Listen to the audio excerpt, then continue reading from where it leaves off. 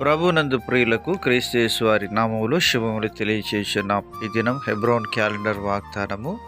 తన మహిమ ఎదుట మిమ్మును నిర్దోషులనుగా నిలవబెట్టుటకును అద్వితీయ దేవునికి మహత్యమును కలుగునుగాక.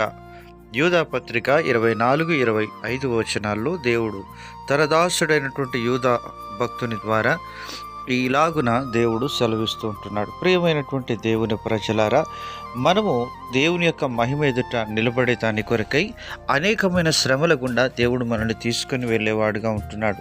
ఆయా పర్యాయాలు దేవుడు మనల్ని ఆ యొక్క పరీక్షల గుండా తీసుకొని వెళ్ళినప్పుడు దేవుడు తన ఆత్మ ద్వారా మనల్ని బలపరిచే నాయకుడిగా ఉంటున్నాడు. దేవుడు మనల్ని ఏర్పాటు చేసుకున్నాడు. ఎఫెసీ పత్రిక 1-4-6 వచనాల్లో దేవుని వాక్యం రాయబడింది. తన ప్రియుని యందు తాను ఉచితముగా మనకు అనుగ్రహించిన తన కృపా మహిమకు కీర్తి కలిగినట్లు తన చిత్త ప్రకారమైన దయాసంకల్పం చొప్పున యేసుక్రీస్తు ద్వారా తనకు కుమారులనుగా స్వీకరించుటకై మనల్ని ముందుగా తన కోసరము నిర్ణయించుకొని మనము తన ఎదుట పరిశుద్ధులమును నిర్దోషులమునై ఉండవలనని జగత్తు పునాది వేయబడకముందే ప్రేమ చేత ఆయన క్రీస్తులో మనల్ని ఏర్పరచుకొనని దైవజనుడు పౌలు గారు ఎఫెసీలో ఉన్న సంఘానికి వ్రాస్తూ ఉన్నాడు. ప్రియమైనటువంటి దైవజనమ, దేవుడు నిన్ను కూడా ఏర్పాటు చేసుకున్నాడు. కారణం, దేవుడు ఒకరోజు తన మహిమ ఎదుట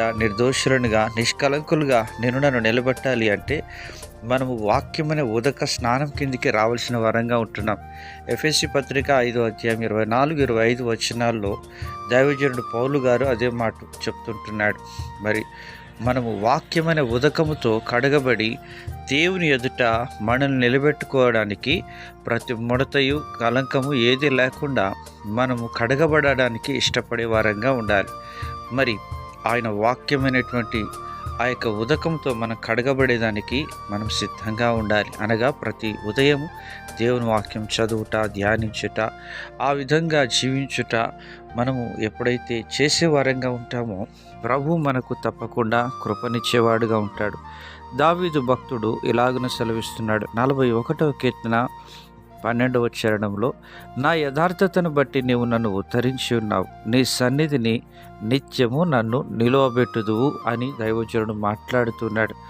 దేవుని సన్నిధిలో మనం నిలువబెట్టబడాలి అంటే మనలో దేవుడు చూచేటువంటిది యథార్థత. నిజమే, మన జీవితంలో యథార్థత అనేటువంటిది మనం పోషించుకునే వారంగా ఉండాలి. యథార్థత అనేటువంటిది దైవ లక్షణం.